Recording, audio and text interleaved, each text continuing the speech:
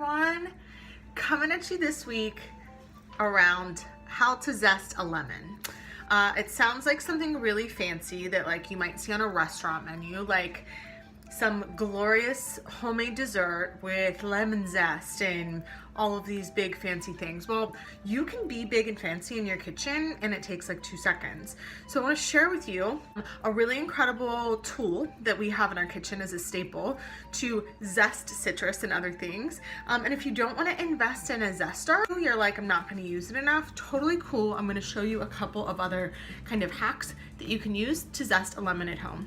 So the first step is to get a lemon, right? Make sure that you rinse it off. Ideally, you want to be using an organic lemon because you're using the skin and anything that was sprayed on this piece of fruit. We're gonna basically be shaving the skin right off and eating that. If you don't have an organic lemon, you're not stressing about it, but that's just something to keep in mind. So this is what a zester looks like. It's essentially just like a very fine grater. So it's sharp. You don't want to like run your fingers on that hard, or your knuckles. It would shave your knuckles off. And to zest a lemon, all you're essentially doing is rubbing this thing off, and you'll see that when I do that, and I'm basically just doing one swipe as I twist the lemon around.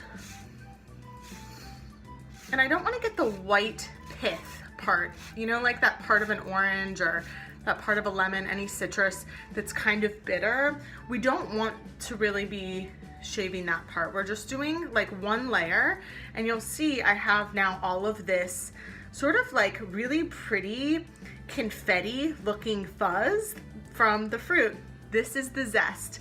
This is super flavorful. A little bit goes a really long way. So when we talk about zesting one piece of fruit, that's all we did. It took about 2 seconds. And then what I can do, I'm just gonna take this little dish and I'm just going to take my fingers and sort of rub it off into the dish.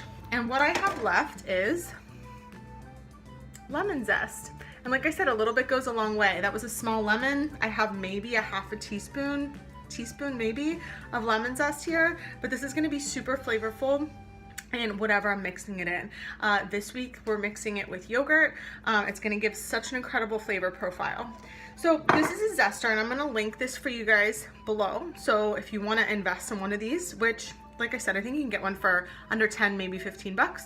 I'll be linking that below. But another thing that really works is a fine cheese grater. So if you have something like this, like that's really designed to shred cheese, you could totally use this. It's not going to be quite as effective, but it gets the job done. You have one of these standing, a lot of times these are like box graters. They are like rectangles, right?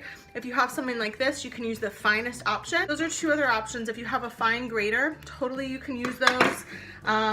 But if you're committed to cooking, I recommend just buying one of these. It's a great tool to have on hand, and it makes everything just seamless and so easy. I'm just gonna rinse this in the sink to wash it, clean it with a little bit of soap and water. I almost forgot to mention, don't throw this away. So this lemon is still juicy and delicious on the inside. So the outside, now that you have shaved off all of the skin, it might start to get hard on the outside, but it's perfectly fine. Throw this in your fruit bowl, throw this back into your refrigerator, use the lemon to squeeze into your water, into your tea, or in a recipe in the future. Happy cooking!